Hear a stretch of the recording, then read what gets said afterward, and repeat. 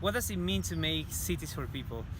It means that people can encounter each other, different members of society, as equally as it is possible in a city. It means that others are not threatening, and where people can have a real experience of what it means to have freedom, to have quality of life, and to live in a democracy. One of the main problems that we're facing is that in cities the people who have the power to actually do something on the city, that is from politicians to designers, they have sometimes very clear ideas about what is good for the city.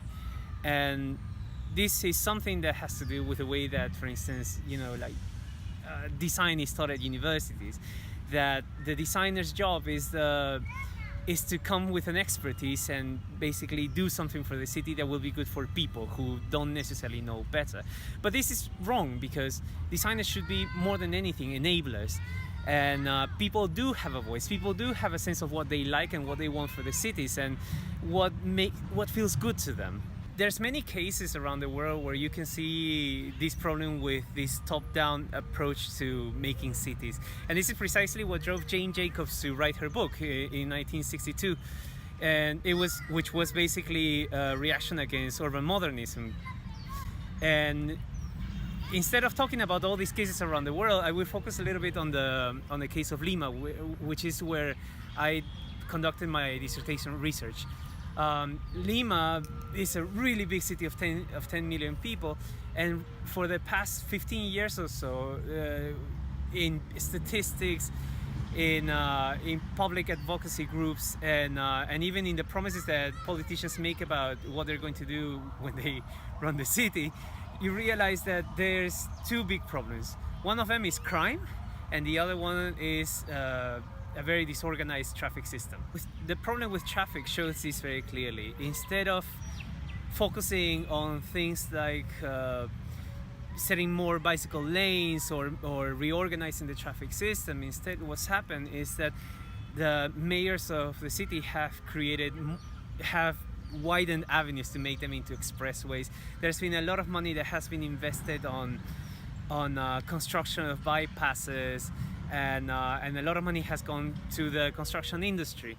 And at no point it seems like user voices are really being heard about, the things that people actually talk about, which is to reorganize the public transportation system and setting up alternative ways of navigating the city.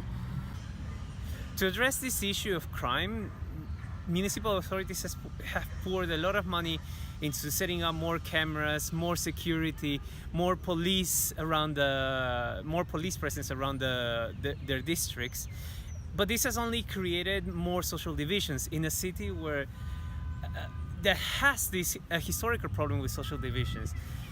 Recently, I wrote a piece that I published on my blog about how an up-and-coming neighborhood has this a lot of parks, has no real public spaces, despite of the fact that there is a lot of green in the district. However, what I argue is basically that this creates more of a problem, because it creates a much worse sense of danger in people's perceptions, and that there is more crime. Fortunately, here in the city, there are some districts that are beginning to turn the tide. Whereas before, for instance, there was these problems with cars and parks being set up for ornamental purposes only. Now, districts like Miraflores and San Isidro have put a lot more attention to listening to people's voices and do what they ask for, which is, having more bicycle lanes and using parks precisely as good public spaces where there's a lot going on all the time. There's new programs that make people use these public spaces. However, that is not always the case. Sometimes it goes in a opposite direction. In this district of Lince, a few years ago, there was a big effort to try to revitalize the park so that people would use it more safely. And that led to, for instance, a lot of people coming here and there to do different things like play sports, and for instance there were groups of dancers that came here to practice their routines. However, earlier this year they were made to stop and they were forbidden from coming here, citing public order problems. I think that listening to people's voices, understanding what they want, and being able to use a rigorous analytical perspective to create urban interventions that will allow people to feel more free and that they own the city can really help to solve some of these problems. Encouraging public life in public spaces is something that can be very good for people's sense that they live together in a city as divided as this one, where seeing the other is not something that they have to fear, but they can actually enjoy as part of their everyday lives.